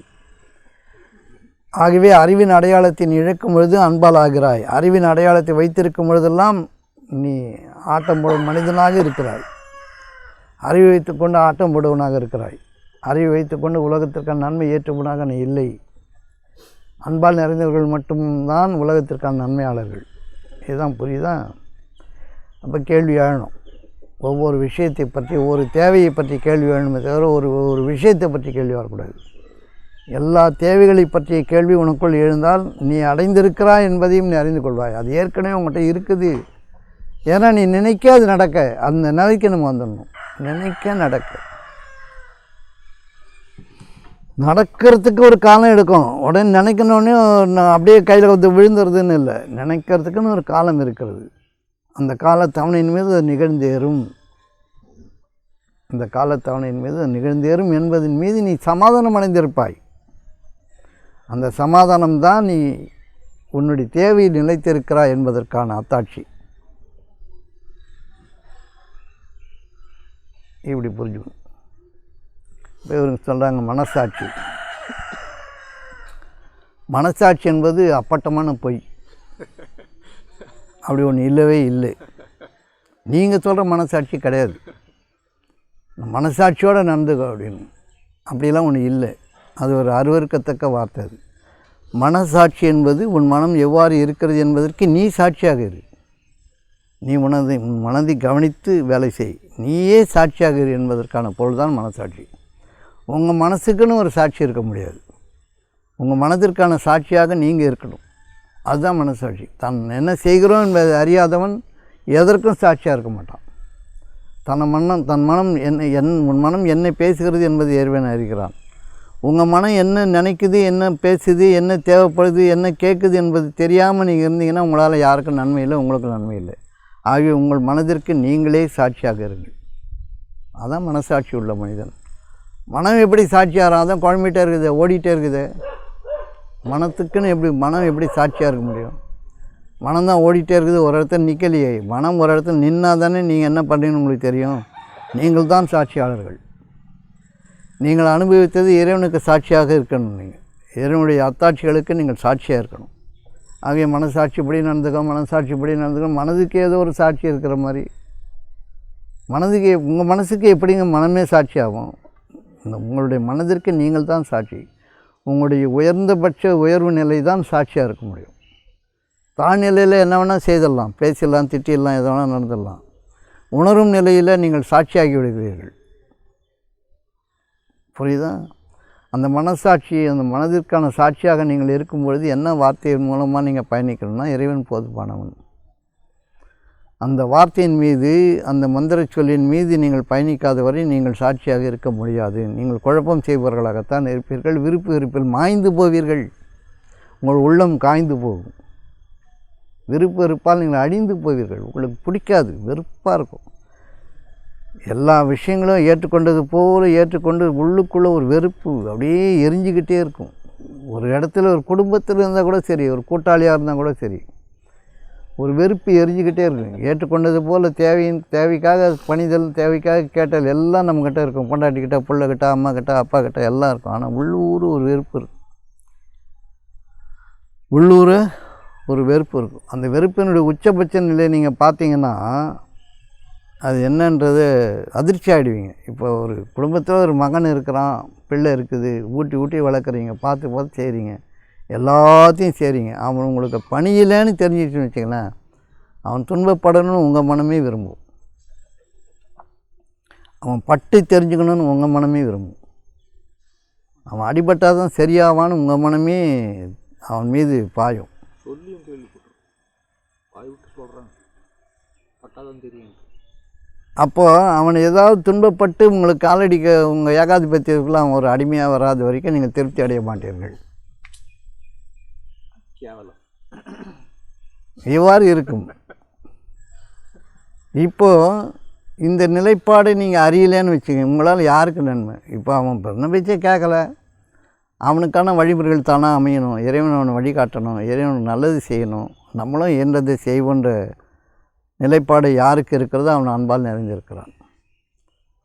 யாருக்கு தன் வார்த்தையை கேட்கலன்ற வெறுப்பு இருக்குதோ, கோபம் இருக்குதோ, அவன் பட்டு வரணுன்று இருக்குதோ, அவன் அதிகாரத்தின் மீது வாழ்கிறான், கட்டுப்படுத்த விரும்புகிறான். இப்படி தான் இருக்கும். இப்போ கூட இருக்கிறவங்களுக்கும் அப்படி இருக்கும். நெருக்கடியின் காரணமாக கீழ்ப்படிஞ்சிருப்பான், வேறு வழி இல்லைன்னு. அவனை லேசாக தூண்டினா போதும், அவனோட நிலைப்பாடு அவங்க தெரிஞ்சிடும். அவனால் பொறுத்துக்க முடியாது, ஆற்றிக்கொள்ள முடியாது, அவனுடைய மனம் அங்கலாய்க்கும், பட்டு அப்படி வேகம் அவனுக்கு உள்ளுக்குள்ள. இதெல்லாம் நீங்கள் பார்க்கணும், ஆழ்ந்து பார்க்கணும். ஒரு மனிதனுடைய மனம் வேகிறதா, சாகிறதா, அல்லது வாழ்கிறதான்றதை நம்மளால் பார்க்க முடியும். ஏன்னா உடன் இருப்பவர்கள் எவ்வாறு நடந்து கொள்கிறார்கள் என்பதை அவர்கள் முகம் காட்டிவிடும். அவருடைய சொற்கள், அவர்களுடைய அசைவுகள், ஒரு விரல் அசைவு காட்டும். இதுதான் நுண்ணறிவு. இவன் எந்த நிலையில் இருக்கிறான் என்பதை அறிந்து கொள்வதற்கான நுண்ணறிவு. ஒரு விரல் அசைவு காட்டும். இவன் என்ன சிந்திக்கிறான் என்பதை அறிந்து கொள்ள முடியும். இவன் பணிந்தவனா அல்லது தனக்குள் வெந்து கொண்டிருப்பானா என்பதையும் நம்மளால் பார்க்க முடியும். இது நுண்ணறிவு. இது அன்பாலானவர்களுக்கு மட்டும்தான் விளங்கும். இவன் ஆர்ப்பரிக்கிறான், இவன் அழிந்து கொண்டிருக்கிறான், இவன் துன்பப்படுகிறான், இவன் வேகிறான், இவன் சாகிறான் என்பதை அறிந்தவர்கள் அவனை ஆசுவாசப்படுத்தி அவனுக்கான நன்மைகளை விளைத்து அவனை தன்னிலைக்குள் தள்ளுவார்கள். இவ்வளோ பெரிய ஏற்பாடு இங்கே இருக்குது. இந்த அறிவு பெறதுக்கு முன்னாடி நம்முடைய மன இச்சைகளை, நம்முடைய விருப்ப வெறுப்புகளை போய் நம்ம பேசுகிறோன்னா எப்படி முடியும்? அறியாமையுள்ள மனிதன் அப்படித்தான் இருப்பான். அறிந்த மக்கள் அவர்களை அன்பால் ஆட்கொள்வார்கள். அன்பால் ஆட்கொள்ளும் பொழுது அவனை அவனுக்குள் செலுத்துவார்கள். அவ்வளோதான் வேலை. இங்கே புரிஞ்சுக்கணும், தனி விருப்ப வெறுப்பு என்பது கிடையாது. இதை தான் வேதங்கள் சொல்லுது. விருப்ப வெறுப்பற்ற நிலையில் வாழுன்னு சொன்னால் எந்த பொருளை பார்த்தாலும் பிடிக்காது, அது எனக்கு வேணாம், விருப்பமும் இல்லை வெறுப்பும் இல்லை. அப்படி இல்லை, நீ அன்பால் ஆகியிரு, எல்லாம் உனக்கு பயன்படும், நீ பயன்படுத்திக்கொள், பயன்படுப்பவர்களுக்கு பகிர்ந்து அளித்து விடு. அதுதான் விருப்ப வெறுப்பற்ற நிலை, அதுதான் துறவு வாழ்க்கை. இது எப்படி புரிஞ்சுக்கிறது? ஒரு 4 பேர் ஒன்றா இருக்கிறாங்கன்னா 4 பேருக்குள்ளே 4 விதமான எண்ணங்கள் ஓடி சண்டையாகவே இருக்கும். ஒரு நேரம் பிடிக்கும் போது கட்டி பிடிச்சிக்குவாங்க, பிடிக்காத போது அப்படியே பிரிச்சிடுவாங்க.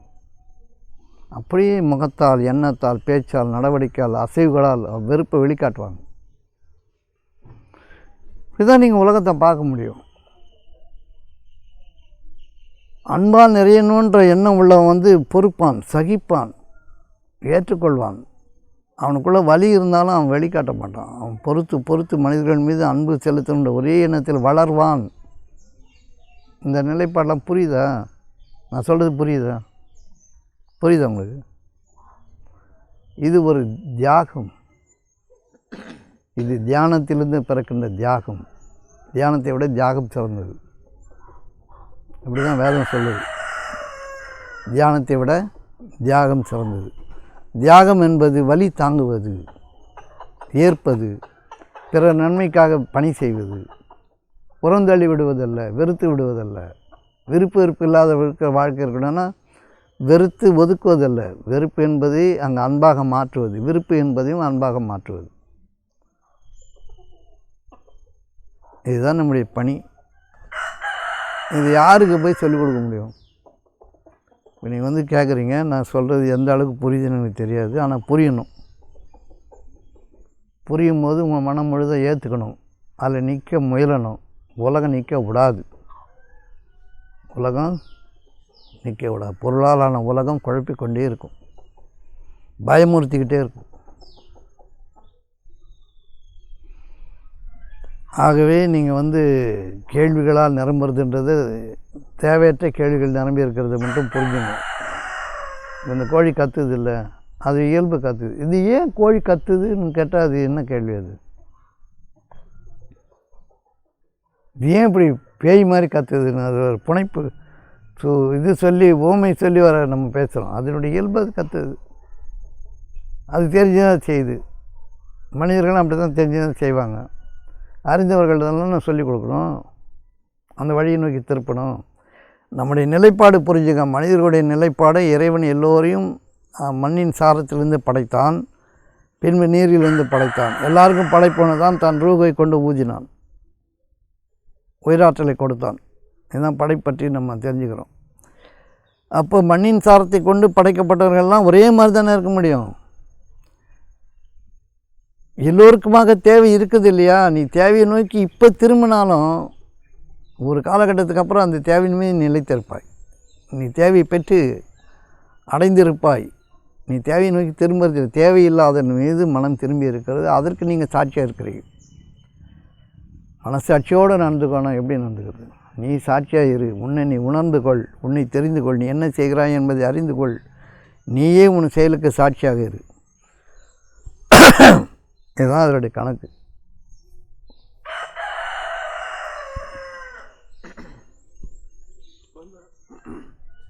அந்த மனமும் நம்மகிட்ட தானே இருக்குது. அது எல்லாமே உங்கள்கிட்ட தான் இருக்குது. எல்லாமே உங்கள்கிட்ட தான் இருக்குது. ஓட விடுறதை நிறுத்தி பாருங்கன்னு சொல்கிறோம். ஓடிட்டு இருக்கிற மனதை கொஞ்சம் நிறுத்தி பாருங்கள். நீங்கள் எதில் ஓடுறீங்கன்னு பார்த்தீங்களா? எதில் ஓடுறீங்க? நீங்கள் நிகழ்வுகளின் மீது நீங்கள் ஓடுறீங்க. என்ன நடந்துகிட்ருக்கிறோம் அதில் ஓடுறீங்க. அதை பாருங்கள், அவ்வளோதான். நீங்களும் சேர்ந்து ஓடுறீங்க. அப்போ ஆறு ஓடினா கூட ஓடினா எப்படி இருக்கும்? ஆறு ஒரு இடத்துல வந்து பார்க்கணும். சூரியன் ஓடுதுன்னா சூரியன் கூட ஓடுறீங்களா? நின்று தானே பார்க்குறீங்க. அது நீங்கள் நின்று தானே அனுபவிக்கிறீங்க. அதுபோல் உங்கள் வீட்டம்மா பேசுகிறாங்கன்னா என்ன பேசுகிறாங்கன்னு கேளுங்க, கொஞ்சம் நில்லுங்க. ஏதாவது நிகழ்ச்சி நடந்தால் அதில் நில்லுங்க, நடக்கிறத பாருங்கள், அவ்வளோதான். பார்த்துட்டா தேவை தெரியும், என்ன செய்யணுன்றது தெரியும். மனம் நம்மக்கிட்ட தான் இருக்குது. எங்கே உங்கள்கிட்ட இருக்குது? நீங்கள் தான் ஊர் மேய விட்ருக்கீங்களே. எல்லாத்துலேயும் மேயுத மனம் உங்களுக்கு தான். மனம் மேயறதுக்கு அடையாளம் கண்ணு மேயும். மேயும் மனம் மேயுதுன்னு அர்த்தம். இப்போ மயக்க மாட்டான் இருக்கான்னு வச்சுங்களேன். மயக்க மாட்டானுங்க கண் இமை நின்றுடும். இறந்தவனுக்கு கண் நின்றுடும். யாருடைய கண் இப்படி இப்படி அசைஞ்சிட்டு இருக்குதோ அவன் சேவனரோடு தான் இருக்கிறான்னு அர்த்தம். அவன் சும்மா நடிக்கிறான்னு அர்த்தம், ஓடிட்டுருக்குன்னு அர்த்தம். அப்போ கண் மேயுது இல்லை, மனம் மேயுதுன்னு அர்த்தம். உங்களுக்கு கண் அப்படி மேயுது, கண் நிறுத்த தெரியல. எல்லாத்தையும் அப்படியே தேவையின் மீது நிற்கணும். தேவையில்லாத மீது நீங்கள் கண்ணை மேய விடக்கூடாது. எனக்கு ஒரு சின்ன குழந்தை நான் அந்த அக்குபஞ்சர் படிச்சிருந்த காலத்தில் ஒரு பொண்ணுக்கு ஸ்பிரினுமகாலின்னு ஒரு நோய், வயிறு வீங்கிடும். அந்த குழந்தைக்கு நான் எரிவழி மருத்துவம் பார்த்துட்டு இருந்தேன். அந்த குழந்தை ரொம்ப கத்தும். நான் போனால் தான் கொஞ்சம் அமைதியாகும். அந்த குழந்தை சொல்லுது ஒரு நாள், சின்ன பொண்ணு, இப்போ அவள் பெரியவளாகி இருக்கான், என்ன அக்குபஞ்சாரு கண் மேயுது அப்படின்ட்டு. ஓ, இப்படி பார்த்தேன் வயிற்ற, வயிறு எப்படிதான் பார்த்தேன். என்ன அக்குபஞ்சாரு கண் மேயுதுன்ட்டு. அப்போ தான் எனக்கு புதிதான புரிதல் வந்தது. குழந்தைக்கு மேயிற மாதிரி இருக்கு அப்படின்னு தெரிஞ்சுக்கிட்டேன். அப்போ மனம் மேயுது. நம்ம பார்க்குறது கரெக்டு தான், அவங்களுக்கு மேயிற மாதிரி தெரியுது. இல்லை, நம்ம பார்க்குறது கரெக்டு எப்படி தெரியல. நம்ம பார்க்குறோம், ஒன்றும் புரியாமல பார்க்குறோம். இன்னும் உள்ளே என்ன இருக்குது, வயிற்றுக்குள்ளே என்ன இருக்குதுன்னு பார்க்கவா தெரியும்? வயிறு பெருசாக இருக்குது, அவ்வளோதான் நமக்கு தெரியும். அதை இப்படி சுற்றி முந்தி பார்த்து என்ன மேயுதுன்னு ஒரு பார்வையில் திருப்பி இருக்கலாம்ல. அதனால் நம்ம பார்ப்பதெல்லாம் நம்ம பார்க்குறோமான்றது இருக்குது முக்கியம். நம்ம எதுக்கு பார்க்குறோம், ஏன் பார்க்குறோன்ற பார்வை நிலைப்புத்தன்மை உடையதாக இருந்ததுன்னா மனம் நின்று இருக்கும். ஒரு குறிப்பிட்ட தேவையின்மை நின்றுடும் போது கண்ணம் நின்றுடும், மேயறது நின்றுடும். இல்லைன்னா எல்லாத்தையும் பார்த்துட்டு இப்படி பார்த்துட்டே இருப்பாங்க. நீங்கள் நிறைய பேர் நீங்கள் பார்க்கலாம், ஒரு இடத்துக்கு வந்தாங்கன்னா அந்த சூழ்நிலையை ஒட்டு மொத்தமாக அனுபவிக்கிறவங்களுக்கு கண்ணு மேயாது. இல்லைன்னா அப்படி பார்த்துட்டே இருப்பாங்க, எல்லாத்தையும் அழைப்பாங்க. அவங்களுக்கு மனம் நிற்கலைன்னு அர்த்தம். சரி, பார்த்துட்டு போகிறோம். எந்த ஒரு விஷயமும் நான் பயிற்சி வைக்கிற விஷயம் ஒன்று ரொம்ப கட்டுப்பாடான விஷயம், முடியாத ஒரு விஷயம், மக்களால் முடியாத ஒரு விஷயம் சொல்கிறேன்னு கேளுங்க. ஒரு துணி எடுக்க ஒரு கடைக்கு போகிறீங்க. துணி எடுக்க முதல்லையே என்ன துணி வேணும்னு தெரியணும். நமக்கு இது மாதிரி துணி இருந்தால் நல்லாயிருக்கும். ஒரு வேட்டி சட்டை, ஒரு ட்ராயரோ தெரியணும்ல. அங்கே போன உடனே நீங்கள் எதை தெரிவு செய்து மனதில் வச்சுருந்தீங்களோ, மனக்காட்சியில் பார்த்தீங்கன்னா அது முன்னாடியே இருக்கும். ஆனால் அனுபவப்பட்டு பாருங்கள், கிடச்சிரும். இல்லைன்னா ஒட்டுமொத்த கடையும் பிரித்து போட்டுட்டு, இந்த ஜனகராஜ் ஒரு ஜோக் இருக்குது. எப்படின்னா, ஒரு மிச்சர் கடைக்கு போவான், சாவரிஸ் கடைக்கு. இது என்ன விலைன்னு, இந்த மிச்சர் என்ன விலைன்னும், 200 ஒரு 5 கிலோ போடணும். இது பூந்தி எவ்வளோன்னுவான், இது ஒரு 300 ஒரு 8 கிலோ போடணும். எல்லாத்தையும் போட்டு கலக்குன்னுவான், கலக்கி 100 கிராம் போடணுவான். ஒரு 10 பொருளை கேட்பான், 10 இது ஒன்றா போட்டு கலக்கி ஒரு 100 கிராம் போடணும். இதுதான் நம்முடைய பர்ச்சேஸாக இருக்குது. இவருக்கு நினைத்தது அடைவதே கிடையாது. கடன் முழுவதும் தேடுற குணம் இருக்குது பாருங்கள். உங்கள் மனம் நிற்கலைன்னு அர்த்தம். தேவையின் மீது நீ நிற்கலை, தேவையின் மீது திரும்பலை. நல்ல ட்ரெஸ்ஸு வேணும் அந்த எண்ணத்தோடு போனால் உங்களுக்கு உண்டான உடைகள் நேரடியாக காட்டப்படும். எது ஒன்றுமே நீங்கள் தங்க வாங்க போங்க, நகை வாங்க போங்க, என்ன வேணுன்றது நிறைவாக போனீங்கன்னா அந்த நிறைவானது உடனே கிடச்சிரும். அப்படித்தான் இந்த உலகம் அமைக்கப்பட்டிருக்கிறது. உங்கள் மனம் அவ்வாறு தான் அமைக்கப்பட்டிருக்கிறது. தேவையின் மீது திரும்புங்கள். தேவை உங்கள் கிட்டேயே இருக்குது, நீங்கள் பார்த்துருவீங்க. ஒரு நூலாக பிடிச்சி ஒரு துணியாக பிடிச்சி பார்த்துக்கணும். ஒன்று ஒன்றா புரட்டி புரட்டி போட்ட மாதிரி எல்லாத்தையும் புரட்டி போட்டு கடைசியில் விளங்காத ஒன்று எடுத்துகிட்டு வந்து நல்லா இருக்குதுன்னுவான். இந்த மாதிரி மக்கள் தேவை அடைவதே இல்லை. அவர்கள் வறுமையிலே வாடுகிறார்கள். ஒரு கடைக்கு போகணுன்னா கடைக்கு மட்டும் போய்ட்டு வந்துடணும் ஒன்று. இதுதான் ஃபஸ்ட்டு ஒரு எனக்கு சொல்லிக் கொடுத்தது. ரோட்டில் நாய் மாதிரி சுற்றாத, வீட்டுக்கு வா. வேதத்திலும் அதான் இருக்குது, நீங்கள் வீட்டிலே இருங்கள், முன்பு போல் ஊர் சுற்றாதீர்கள். அப்படின்னா ஒரு பர்ச்சேஸ் கிளம்புறேன்னு போகிறான், வாங்குகிற தகுதி கொஞ்சம் தான், ஒரு 5000 ரூபாய்க்கு வாங்கலான்னு போயிட்டு 50,000 கடை ஏறி இறங்கினா எப்படி அது? நான் இப்போ இந்த செய்தி மக்களுக்கு சொல்லின்னு இருக்கிறேன், உங்களுக்கு தான் புரியுது. உங்களுக்கு எப்படி தேவையை அடைவது என்பதில் சிக்கல் இருக்குது. நமக்கு பார்க்கறதுலே திருப்தி, வாங்க முடியலன்னா கூட பார்த்தது திருப்தி அடைகிறோம். அப்படி முடியாது. தேவை உங்களை அடையாதவரை நீங்கள் திண்டாடி கொண்டு தான் இருப்பீர்கள். இதுக்கு இந்த மனதை கட்டுப்படுத்தணும். அப்படி பார்க்குறதுக்கு தான் தேவையில்லாத விஷயத்தின் மீது மனதை அவுத்து ஓட விட்டுருவோம். தேவையில்லாத விஷயத்தின் மீது மனம் ஏன் ஓடுதுன்னா தேவையின் மீதே நீ ஓடின்னு தான் இருக்கிற. உனக்கு ஒரு துணி வேணும்னா துணியின் மீது மட்டும் நில்லு. எவ்வளோ வாங்க முடியுமோ அந்த அளவுக்கு என்ன கிடையாது அதை வாங்கிட்டு வந்துடணும். 5000 ரூபாய் வாங்குகிற துணி 50,000 துணி எதுக்கு நீ பார்க்குறேன்ற? நான் இல்லை, பார்த்து வச்சுப்போம். நீ 5000 ரூபா தேவை நிறைவேற்ற 50,000 ரூபா தேவை உனக்கு வரும்போது தானே நிறைவேறிடும். இதுதான் இறைவனுடைய வரம். முதல்ல அளிக்கப்பட்டதன் மீது நீ வாழ் அப்படின்னு சொன்னால், இப்படி இருக்கிற குணவான்கள் தான் மனதை நிறுத்த முடியாமல் தவிக்கிறவங்க பாவம். எந்த விஷயத்தில் அவங்களால் கட்டுப்படுத்த முடியாது. ஒரு தேவையின் மீது கட்டுப்படுறவன் எல்லாத்தின் மீது கட்டுப்படுறான். புரியுது உங்களுக்கு? இப்போ ஒரு செல்ஃபோன் வாங்க போகிறோம், 15,000 தான் கையில் இருக்குன்னா 15,000 ரூபா செல்ஃபோன் பார்த்தா போதும். 1 லட்ச ரூபா, 2 லட்ச ரூபா, 3 லட்ச ரூபா. இன்ஃபர்மேஷன் மோர் ட்ரபிள். நிறைய செய்தியை சேகரித்து மண்டகளை போட்டு எது வாங்கி கொடுத்தாலும் இதை விட குவாலிட்டியாக இருக்கும், அதை விட அது நல்லாயிருக்கும். இதை நீ வாங்கவே இல்லை, நீ அனுபவிக்கவே இல்லை. நீ கொடுத்ததன் மீது வாழ். நான் இப்படித்தான் என்னுடைய வாழ்க்கை அமைத்திருக்கிறேன். எனக்கு எது தெரிவாக என்னை நோக்கி வருகிறதோ அதன் மீது நான் வாழ்ந்துடுவேன். அதற்கு அடுத்த படிநிலைக்கு உயர்த்தப்படும்போது அதுவும் தானாக விழுந்துடும். எதனுடைய உயர்ந்தபட்ச படைப்பு இறைவன் எனக்காக படைத்திருக்கிறானோ அதை பற்றி சிந்தனை எனக்குள் வராத வரைக்கும் நான் இன்ஃபர்மேஷன் கேதர் பண்ண மாட்டேன். ஒரு கார் வேணுன்னா நமக்கு உண்டான கார் எந்த அளவுக்கு கிடைக்குதோ அது அவ்வளோதான் இருக்குது. உலகத்தில் ரோல்ஸ் ராய்ஸ் இருக்குது, அது இருக்குது, 6 கோடி ரூபா காருக்கு இருந்துட்டு போகுது. நமக்கு என்ன வந்தது சொல்லுங்கள்? வாங்கும் சக்தி எப்படி அதிகரிக்கிறது? டெக்னாலஜி இது. உனக்கு என்ன தகுதி நிலைப்பாடு, உங்கள்கிட்ட எவ்வளோ காசு இருக்கோ அந்த காசுக்கு உண்டானது முதல்ல என்ன வாங்கணும்னு தெரிஞ்சுக்கோ. கடையில் போய் தேடி இதெல்லாம் கிடைக்குதா, அப்படி கிடைக்குமா, சீப்பாக எதுனா கிடைக்குமா, ஆஃபரில் எதுனா கிடைக்குமா, இலவசம் தப்புன்றான், ஆஃபர் நோக்கி ஓடுறான். இது ஆஃபர் போட்டுக்கிறான். ஏன் நீ பிச்சைக்கார மாதிரியே வாழற? வாங்கும் சக்தி அதிகரிக்க சொல்லி இறைவன்கிட்ட கேளு. வாங்கும் சக்தி அதிகரிக்கணும், என்ன இருக்குதோ அதில் வாழணும், இறைவன் கொடுப்பான்ற நம்பிக்கை வளர்த்துக்கோ. நல்ல எண்ணங்களின் மீது இரு. தேவையின் மீது எல்லாம் உலக படைப்பெல்லாம் நமக்கு தான். நம்ம எண்ணங்கள் சரியாயிடுச்சோம். யார் நமக்கு ஏன் ஆஃபர் கொடுக்கணும்?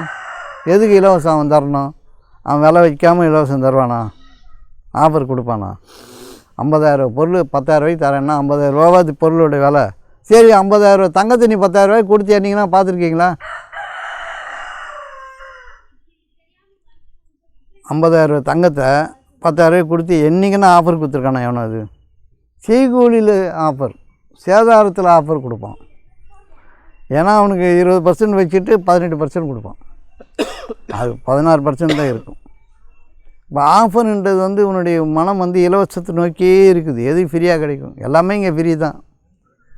அதுக்கே நன்றி இல்லை. இந்த பொருள் காலில் மிதி போகிற பொருளுக்கு மட்டும் எப்படியும் ஃப்ரீயாக வந்துடணும். அப்புறம் வந்து இலவச தப்புன்னுவான்.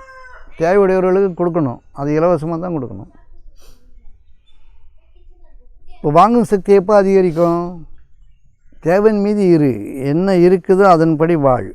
அடுத்த தேவை வரும்பொழுது இறைவன் உன்னை உயர்த்துவான், உன் தகுதி நிலைப்பாட்டை உயர்த்துவான். இன்னொரு சொர்க்கம் இருக்கிறது, அதற்கு நீங்கள் இன்னும் தகுதி பெறவில்லை. ஏன் அந்த சொர்க்கத்தை பற்றி நீங்கள் யோசிக்கிறீங்க? இப்போ கொடுத்த சொர்க்கத்தில் நிம்மதியாக வாழுங்க, அந்த தகுதி நிலைப்பாடு உயர்ந்துடும். சரியா? இதெல்லாம் மனிதர்கிட்ட இருக்கிற சிக்கல். நிறைய தேடுதல், நிறைய பார்த்து வச்சுக்கிறான், நிறைய இன்ஃபர்மேஷன் நிறைய கேட்குறான், நிறைய விஷயங்களை யோசிக்கிறான். யோசிக்கிறான். அதுவா இதுவா, அப்படியா இப்படியா, எதை கொடுத்தாலும் அதுக்கு உண்டான வேறு ஒரு பொருள் இருக்கத்தானே செய்யும். இப்போ நான் உங்களுக்கு ஒன்று கொடுக்குறேன்னா அது உங்களுக்குன்னு நீங்கள் அனுபவிக்கணும். இதோட குவாலிட்டியானது இருக்குதுன்னு நீங்கள் சொன்னீங்கன்னா தப்பு இல்லையா? அது உனக்கு இல்லைன்னு தானே அர்த்தம். இதோட குவாலிட்டியானது இருக்குது, ஆனால் உனக்கு இல்லை. அது நம்ம சொல்லக்கூடாதுன்ற நான். அது மாதிரி வார்த்தைகள் வந்து நம்முடைய வாங்கும் சக்தியை குறைச்சிரும். இதை விட நல்லது இருக்குதுன்னா, இந்த நல்லதே கொண்டு வந்து அடையிறதுக்கு எத்தனை காலம் ஆயிடுச்சு. இதை விட நல்லது இருக்குது. நமக்கு வரக்கூடிய பொருளின் மீது நம்ம வந்து திருப்தி அடையணும். எனக்கு எல்லோரும் ஏதாவது கொடுத்தாங்கன்னா நான் இதை விட சிறப்பானது இருக்குதுன்னு சொல்ல மாட்டேன். இதுவே சிறப்பானது எனக்கு. அப்போ இதனே மேன்மையான வாழ்க்கையை இறைவன் தரக்கூடும் அப்படின்னா இதுவே மேன்மையானது உணர்ந்த நிலையில் சொல்கிறது. இதனினும் மேன்மையானது என் இறைவன் எனக்கு தரக்கூடும்னு சொன்னால் இதுவே மேன்மையானதுன்னா இதனினும் மேன்மையானதுன்னா இது மேன்மையானதுன்னு அர்த்தம். நம்ம சொல்கிற குணம் அப்படி இல்லை. இதை விட இது தரம் குறைஞ்சதுன்னு சொல்கிறோம். அப்படி சொல்லக்கூடாது.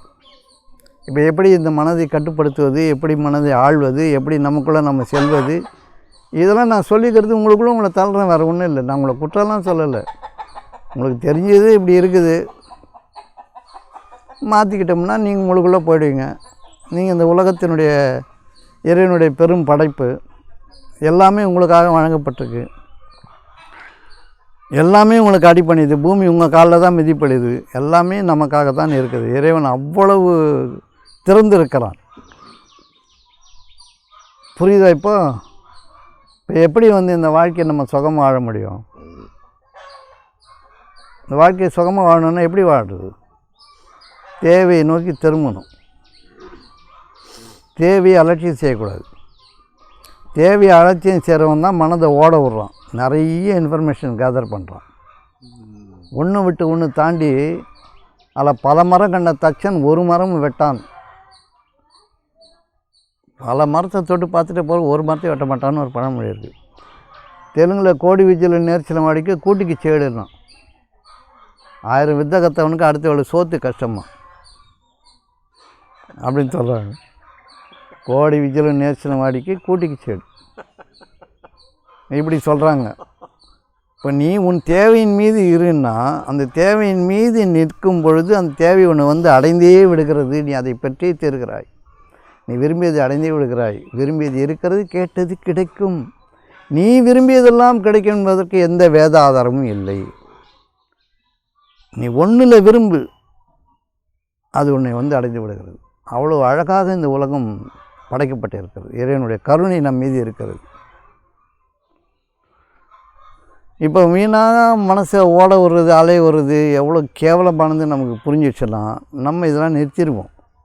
இதுதான் நம்ம உங்களுக்குள்ள உங்களை தரலாம். இது உங்களை குற்றப்படுத்தல். நான் இப்படி இருக்கிறோன்றது தெரிஞ்சுக்கிட்டிங்கன்னா போதும்.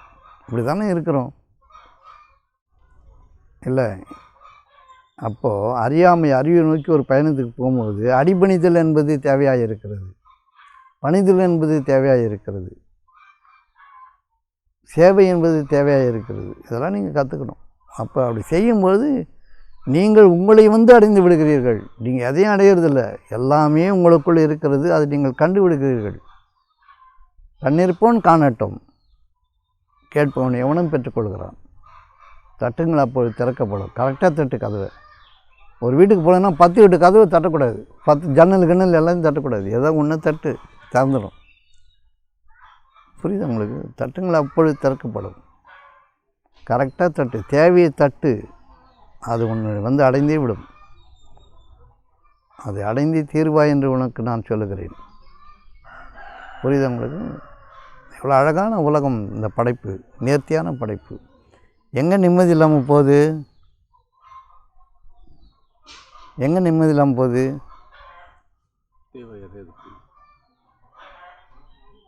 அந்த இருக்கிற அறிவை வச்சுக்கிட்டு ஆட்டம் பண்ணும்போது நிம்மதி இல்லாமல் போயிடும். அந்த அறிவை அன்பில் கொண்டு போய் நிரப்பணும். வேறு ஒன்றும் இல்லை. உனக்கு ஒரு அறிவு வந்துடுச்சுன்னா அது அன்பால் நிறைச்சிடு. அது பொதுவாக்கிடு, எல்லோருக்கும் ஆக்கிடு, பகிர்ந்தளிக்க தொடங்கிடு. அதுதான் அந்த அறிவு. அறிவினோட அடையாளம் பகிர்ந்தளித்தல், பங்கிடுதல், பணிதல், அன்பால் ஆக்கணும். அந்த அறிவை வச்சுக்கிட்டு எனக்கும் இருக்குது, எனக்கும் அறிவு இருக்குது, எனக்கு திறமை இருக்குது, நான் நினச்சா பண்ணிவிடுவேன், அப்படி பண்ணிவிடுவேன், இப்படி பண்ணிட்டேன்னா உன்னால் ஒரு காரியமும் நிறுத்த முடியாது. இருந்த இடத்திலேயே நம்ம விரும்பியது நடக்கணும். நம்ம பார்வை என்ன பார்க்குதோ அதை அங்கே பார்க்கணும். அதுதான் நம்முடைய வரம். நான் என்ன பார்க்குறேனோ அது அங்கே நடக்கணும். இதுதான் ஆளுமை. அதற்குண்டான உதவிகளெல்லாம் கடவுள் தருவார். அப்போ அன்பால் நிறைந்திருக்க மனிதர்களுக்குத்தான் இது சாத்தியம். அறிவால் நிறைந்தவன் பண்ணுவான், அதை வியாபாரமாக்கி அவனும் இந்த வாழ்க்கையினுடைய நிம்மதி அடையாமல் பொருள் சேர்த்துப்பான். ஒரு விஷயத்தை அனுபவிக்கிறதுக்காக தான் உண்டாக்கணும். அனுபவித்து அது வரக்கூடியவங்களும் அனுபவிக்கணும். அதுக்கு தான் இப்போ படைப்பாற்றல் நிறைய பண்ணுறான், பணத்தை சேர்க்குறான், நிறைய பொருள் சேர்த்துக்கிறான். ஆனால் அவனுக்கு அமைதி என்பது மைனஸாக இருக்கும். அன்பால் நிறைந்தவனுக்கு அமைதி ப்ளஸ்ஸாக இருக்கும். இதுதான் அந்த வித்தியாசம். அதை பார்த்துங்க. இப்போ கேள்விகள் மூலமாக தான் கேள்வி இல்லாத நிலைக்கு போகணும். கேள்விகள் எங்கே தொடங்கு என்றால் தேவையின் மீது திரும்புவது தான் கேள்வி. மற்றவங்களுடைய கேள்வியெல்லாம் கேள்வி இல்லை. ட்ரம்ப் ஏன் வரி போட்டார், அதை சீதாராமன் சொன்னால் தெரிஞ்சுக்கலாம். நிர்மலா சீதாராமன் அவங்க சொன்னாங்கன்னா ஏன் போட்டான்னு தெரியும். நமக்கு என்ன அவ்வளோ அறிவாக இருக்குது? நம்ம நமக்கு வரி இல்லாமல் வாழணுன்னா நம்ம பிரார்த்தனை பண்ணிக்கலாம். உலக நடப்புகள் பற்றிய கேள்விகள் நிறைய இருக்குது. உலகம் போரிடக்கூடாது, சண்டையிடக்கூடாதுன்னு விரும்பலாம். இப்போ நிறைய கேள்விகள் நம்ம கேட்குற கேள்விக்கு பதில் இல்லை. நம்ம நோக்கி உள்ளே போயிட்டோம்னா நமக்கு உண்டான பதில் நம்மக்கிட்டே இருக்குது. புரியுது உங்களுக்கு?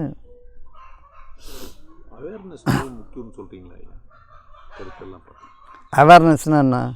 அறிதல், அது கவனமாக இருக்குது, நீங்கள் அலர்ட்டாக இருக்கிறது தான், விஜிலண்ட்டாக இருக்கிறது தான்.